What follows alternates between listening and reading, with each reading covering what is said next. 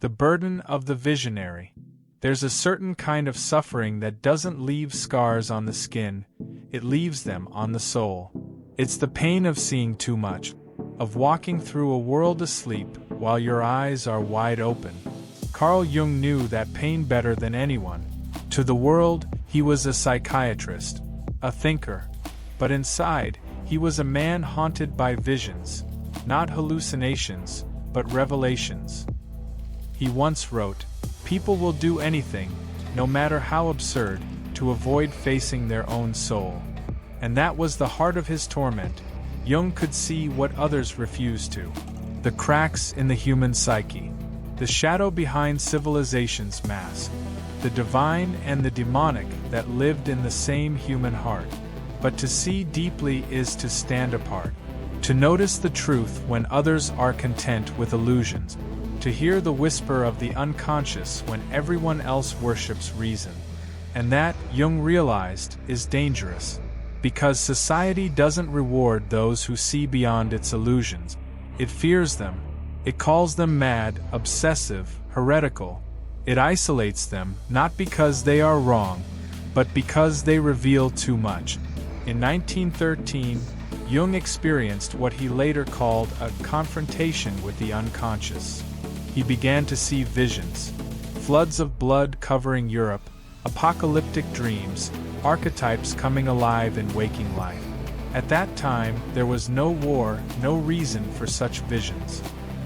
His colleagues whispered that Jung had gone insane. Even Freud, once his mentor and friend, turned away. But 1 year later, World War I erupted. Europe drowned in blood, just as Jung had seen. It was then he understood. This wasn't madness. It was the collective shadow breaking through. And he, for some reason, had been forced to witness it first. That's the danger of seeing what others don't. The visionary becomes the mirror of humanity's unconscious. And when you hold up a mirror to a blind world, it doesn't thank you, it shatters the glass. This video isn't about Jung's theories alone. It's about the price of perception. The loneliness of those who notice what others ignore. The curse of clarity in a culture built on comfort. We'll explore how Jung's descent into the unconscious became both his greatest torment and his greatest gift. How the Red Book, his record of visions, symbols, and dialogues with his own soul, became a map for those brave enough to confront their own inner chaos. And how every visionary, from mystics to artists to thinkers, must wrestle with the same paradox. That truth, when seen too clearly, burns everything false around it. So, if you've ever felt alien in your own reality, if you've ever carried a truth too heavy to share, this is your story too. Because seeing what others don't isn't just a gift. It's initiation by fire. When vision becomes isolation. Jung's break from Freud and the descent into the Red Book. To understand the danger of seeing what others don't, we have to begin with the moment Jung was most alone. The moment his mind broke away from Freud, from the scientific world, from everything he thought he knew about reality. At the time, Jung was considered Freud's most promising protege. Freud once called him his spiritual son. Their letters were filled with admiration, two minds on fire with the same mission, to map the human psyche.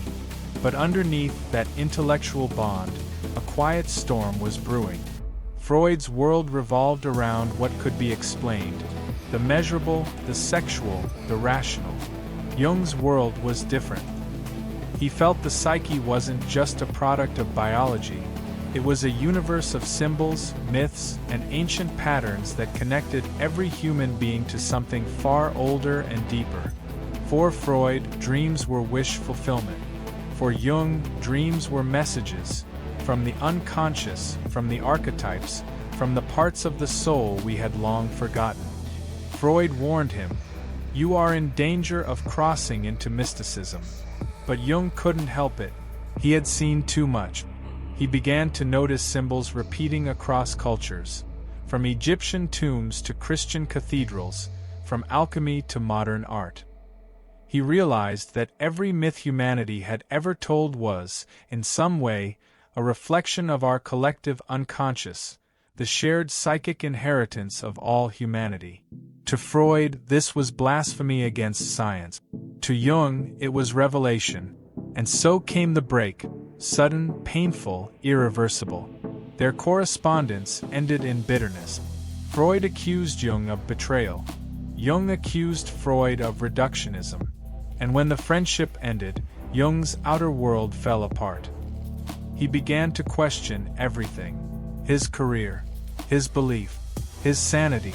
Without Freud, he no longer belonged to any intellectual home. And for a man like Jung, whose mind lived on the edge between logic and dream, that kind of exile was unbearable. That was when the visions began. It started with a single image: a great flood swallowing Europe, waves of blood reaching the Alps. Jung saw it over and over, in waking life, in dreams, in moments of silence. He feared he was losing his mind. He wrote in his diary, "It seemed to me I was menaced by a psychosis. I had to find out what was going on." But instead of resisting it, he did something almost no one would dare to do. He surrendered to it. Every night, he sat alone in his study, sometimes for hours, sometimes until dawn, letting images, voices, and symbols rise from the depths of his mind. He painted them, spoke to them, argued with them. He wrote everything down. The world outside thought Jung had gone mad. But what he was actually doing was mapping the underworld of the psyche. He called this his confrontation with the unconscious. And what emerged from those years of descent would later become one of the most mysterious, beautiful, and terrifying psychological works ever created: the Red Book. The Red Book wasn't a textbook. It wasn't meant for publication. It was a personal gospel, handwritten in red ink, filled with intricate paintings of mandalas, gods, serpents, angels, and archetypal landscapes. It read like scripture written by a man who had walked through both heaven and hell. In its pages, Jung meets figures like Philemon, an old, wise man with wings, whom Jung described as a living presence, not a mere fantasy. He speaks to his soul directly, calling it she. He descends into caverns, meets his own shadow, and faces visions of death, rebirth, and the apocalypse. Every symbol he saw felt alive, as if the unconscious itself had taken form and spoken back. But this came at a price. His colleagues abandoned him. His reputation, for a time, crumbled. His friends whispered he was unhinged. Even Jung admitted that, at times, he feared the same. He later said, "The years when I pursued my inner images were the most important time of my life. Everything else is a mere derivation of what burst forth from the unconscious, and it flooded me like an enigmatic stream and threatened to break me." This is what happens when vision becomes isolation. When you see what others can't, you lose the comfort of consensus. You stand at the edge of human understanding, alone, staring into the abyss. And the abyss, as Jung warned, stares back. But there was something deeper in this experience, something that would redefine psychology itself. Jung discovered that what we call madness might, at times, be the psyche's way of healing itself, that within chaos lies meaning, if one dares to stay conscious long enough to understand it. He learned that darkness isn't the enemy, denial is. That the unconscious isn't a pit of insanity, but a field of infinite potential. That to integrate it, to see it, is to become whole. This insight would form the foundation of his later theories: shadow work, individuation, the collective unconscious. But it all began with the courage to face what others ran from. It's easy to admire Jung today, the thinker, the mystic, the author of archetype. But few understand what it cost him. He wasn't just studying the unconscious, he was living inside it. He lost friends, reputation, stability, and yet from that solitude came illumination. He found that truth doesn't destroy the soul, it tempers it. And sometimes, when everything else is stripped away, all that's left is the dialogue between you and the depth. This is where every visionary's path begins. Not in glory, but in exile. Not in applause, but in silence. Because the moment you begin to see differently, you stop belonging to the world that no longer dares to look. The visionary's curse. Why awareness feels like alienation. The deeper Jung ventured into the unconscious, the more he realized a haunting truth. To see what others don't often means to lose the world you once belonged to. This is the paradox of awakening. The more clearly you perceive reality, the harder it becomes to live in it unchanged. Jung described this as individuation, the process of becoming who you truly are, beyond masks, beyond expectations, beyond the false self society builds around you. But individuation comes with a cost. It strips away everything that isn't real. And most people don't want that. They want comfort, not confrontation. They want harmony, not honesty. So when someone begins to see too deeply, they start to unsettle those who live on the surface. Jung wrote, "The experience of the self is always a defeat for the ego. The moment you begin to see through illusion, whether it's in others, in institutions, or in yourself, the ego panics. It feels exposed, threatened, cornered. That's why truth-tellers, deep thinkers, and empaths are often called too intense, too sensitive, or too complicated. Because their presence awakens what others are trying so hard to keep asleep. Have you ever noticed this? When you start healing, some people quietly drift away. When you start asking deeper questions, conversations start to feel hollow. When you stop pretending, some relationships start to break. That's not arrogance. That's the gravity of awareness. Jung often said that the unconscious doesn't just live in individuals. It lives in society. Whole cultures, entire systems, can fall into collective delusion, chasing shadows while calling them truth. And the person who sees through it becomes a mirror, a threat. He called it holding the tension of opposites, the ability to live in the space between what is and what should be, between darkness and light, without collapsing into either. But few can hold that tension without breaking. This was the visionary's curse Jung carried. He could see both the divine and the monstrous in the human soul. He could see that even good people carried evil, and that even evil could disguise itself as good. And once you see that, you can never unsee it. He wrote in his letters, "One does not become enlightened by imagining figures of light, but by making the darkness conscious. To make darkness conscious, to truly see, is to walk through fire." It means realizing that much of what we call love is control. That much of what we call morality is fear. That much of what we call sanity is just successful repression. And the more you see, the lonelier you become. Because awareness isolates you. It doesn't make you superior, it makes you solitary. You start to sense undercurrents others ignore, emotional truths others can't face. You read between words, feel tension behind smiles, notice patterns repeating like ghostly echoes. You begin to understand why people behave the way they do, not because they're bad, but because they're unconscious, and you wish you didn't. Jung compared this to the myth of Prometheus, the titan who stole fire from the gods to give to humanity, and was punished eternally for it. Awareness is that fire. It gives light, but it burns. It's easy to romanticize wisdom, but in truth, enlightenment is rarely peaceful. It dismantles everything false.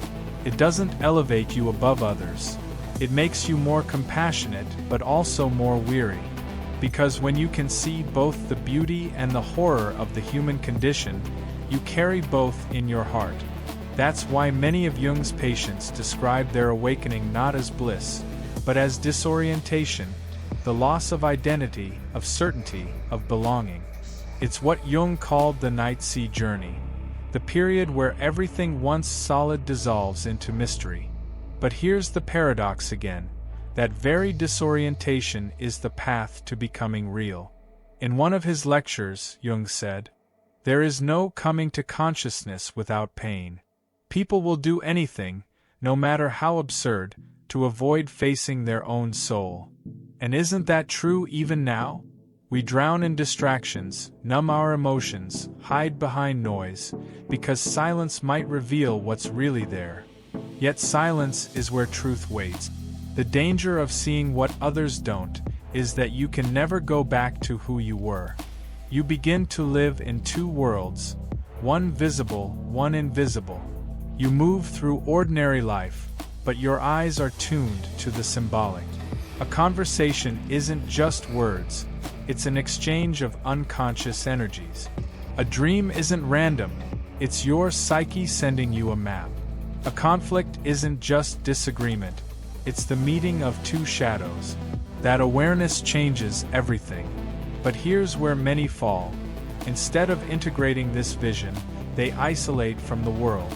They grow cynical, detached, or bitter. Jung warned against this. He believed that true insight must return to the world, not to preach but to serve. He said, "The privilege of a lifetime is to become who you truly are." But he also warned, "He who looks into the abyss, let him take care lest the abyss also look into him." Awareness must be balanced with humility, otherwise it becomes arrogance, and arrogance blinds faster than ignorance. So, what do we do with this sight? How do we live in a world that fears depth? Jung's answer was simple, though never easy. We live symbolically. We live in dialogue with our unconscious, treating dreams, emotions, and synchronicities as guides. We stay connected to art, to nature, to meaning, so that vision becomes wisdom, not madness. Because to see is not to escape the world, it's to love it with open eyes. And that's what Jung eventually discovered. That awareness isn't a curse when carried with compassion. It's the soul's way of maturing, of learning to hold the unbearable, yet remain human. The lonely gift, what it means to see beyond the collective. There comes a point on the path of awareness where solitude is no longer a choice. It becomes the air you breathe. Not because you reject people, but because the language you speak now is silence, and few can understand it. Jung knew this feeling intimately. He often said that those who individuate, who begin to separate their authentic self from the collective, must first walk through the desert of loneliness. It's the psychological exile that happens when your vision outgrows the world you were born into. But here's the paradox. That same loneliness is sacred, because it's only in solitude that the soul can hear itself. Jung wrote, "Loneliness does not come from being alone, but from being unable to communicate the things that seem important to you." And for those who see, this is the true ache, not rejection, but incomprehension. How do you explain what it feels like to see the patterns behind pain? To see beauty in tragedy, lessons in loss, purpose in the very things that once broke you? You can't. You live it quietly while the world continues its noise. This is the lonely gift, awareness that frees you, but also sets you apart. Jung called the collective mind the persona of society, a grand mask built from norms, opinions, and shared illusions. To belong, you must wear it.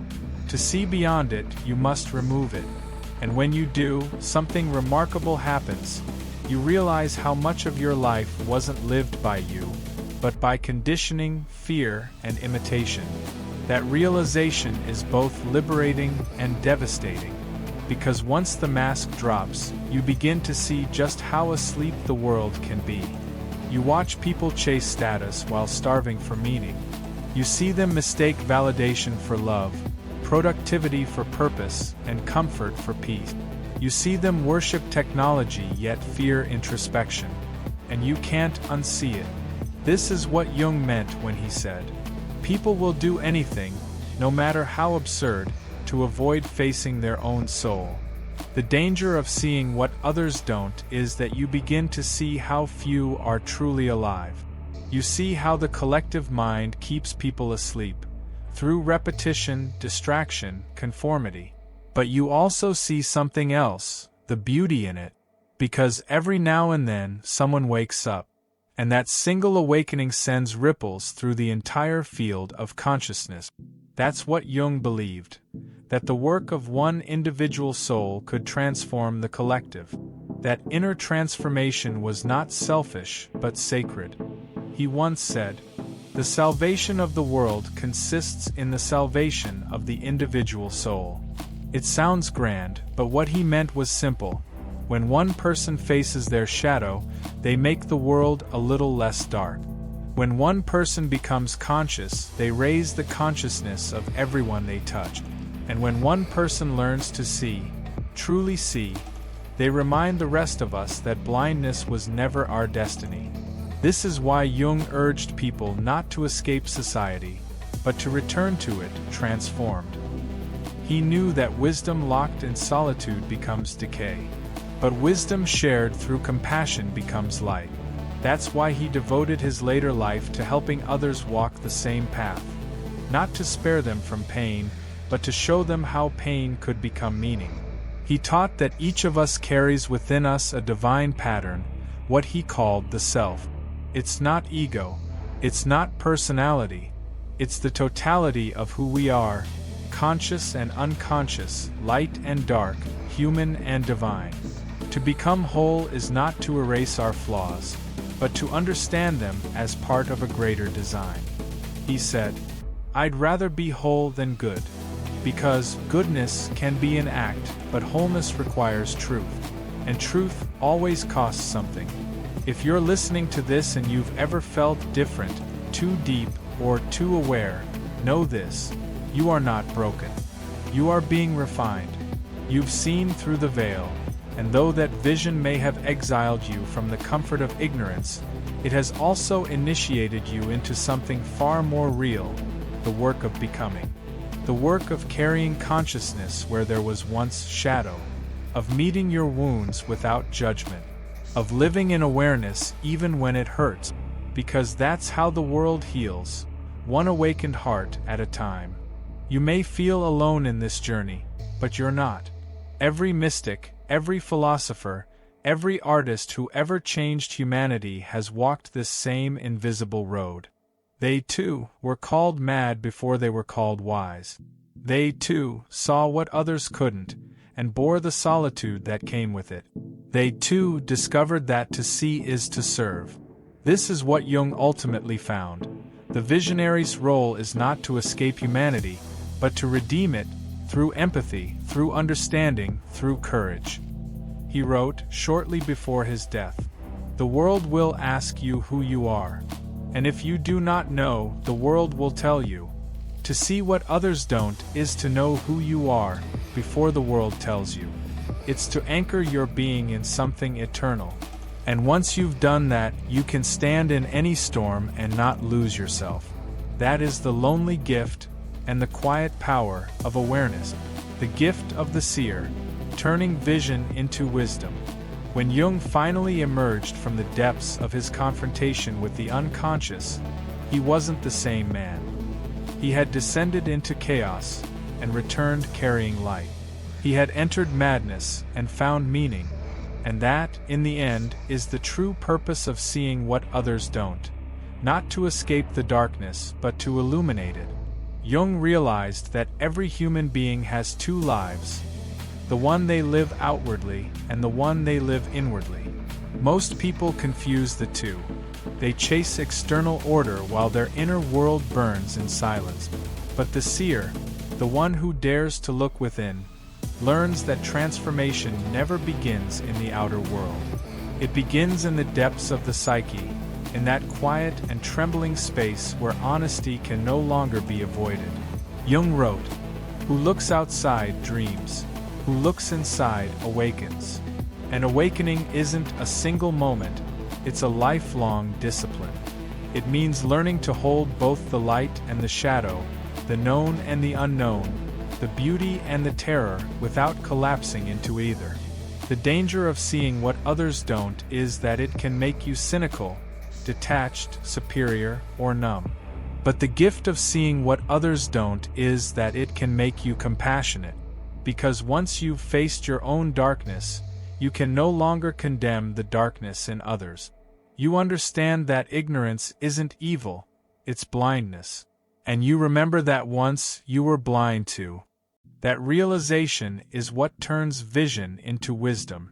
Jung called this process integration, the alchemical marriage of opposites within the soul. It's not about becoming perfect, it's about becoming whole. It's about recognizing that everything you've rejected, your fears, your anger, your pain, were never your enemies. They were your teachers, disguised as wounds.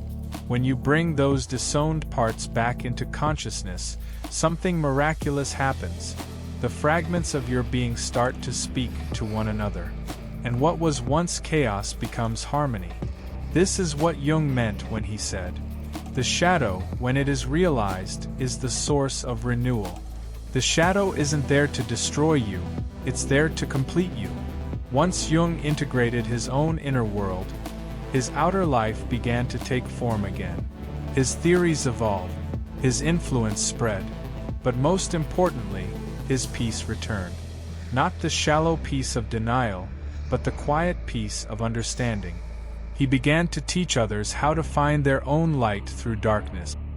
He encouraged his patients to draw their dreams, to dialogue with their inner figures, to pay attention to synchronicities, those subtle moments when the inner and outer worlds align. He taught that meaning isn't something we find, it's something we create by living in alignment with our inner truth.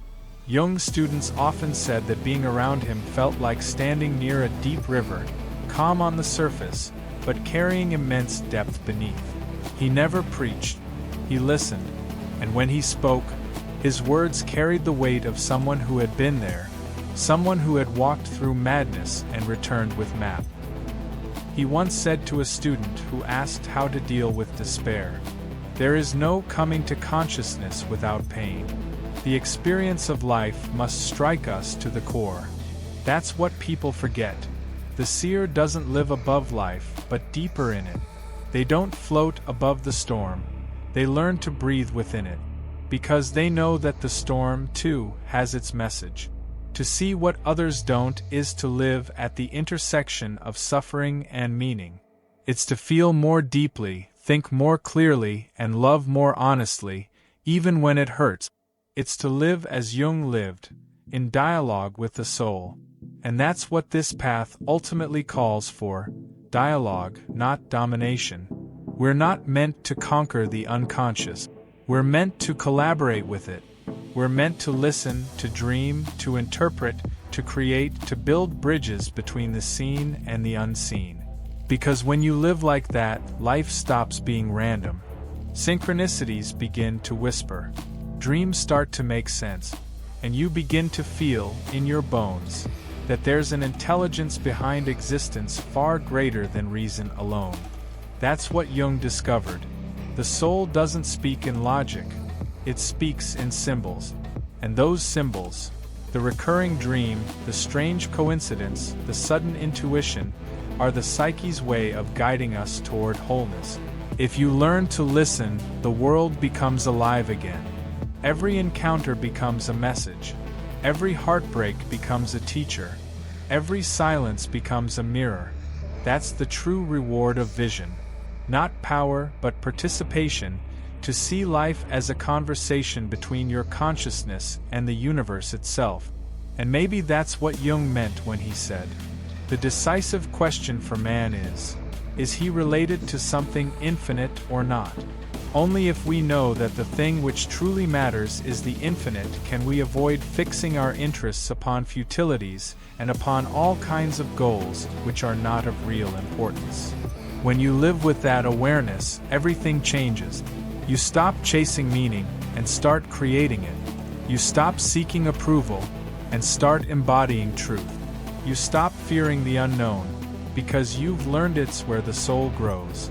And slowly, you realize that the danger of seeing what others don't was never really a curse. It was an initiation into a deeper, truer, more awake way of being.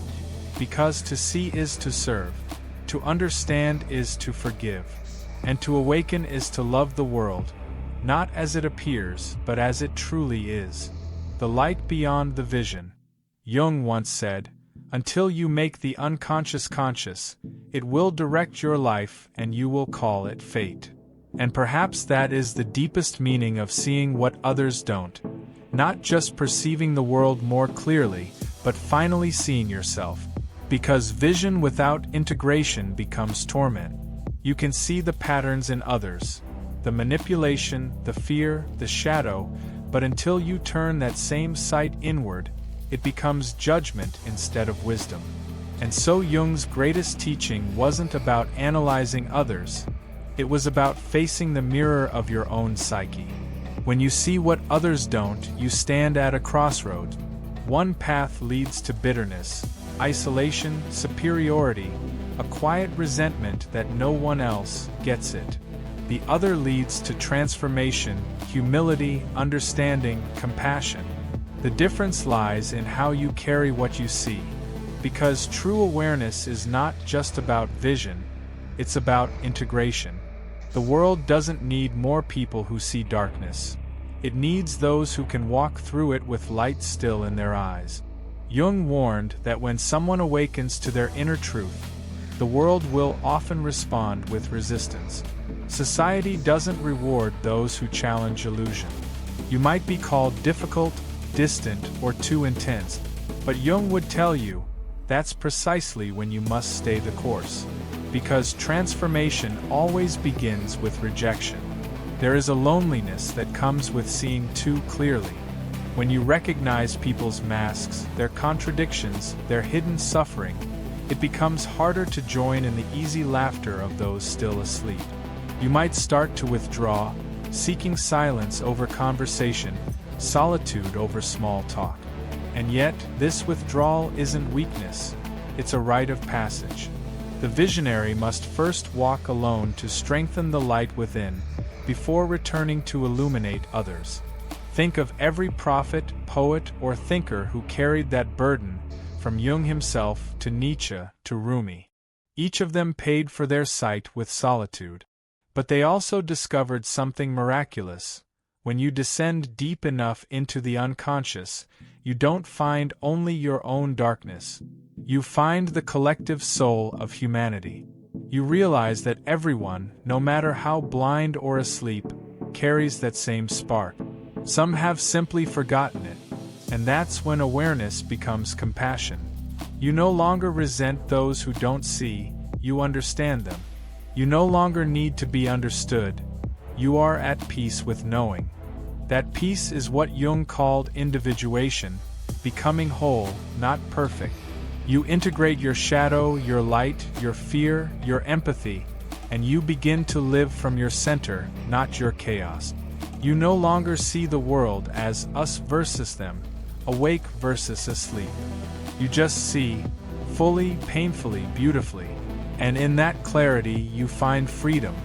So if you carry this burden, if you see what others don't, remember that your role is not to convince, but to embody.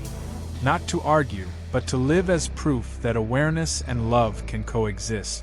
When you walk into a room, your calm presence, your grounded gaze, your refusal to participate in noise, that is the light. You don't need to preach what you see. Just be what you've become.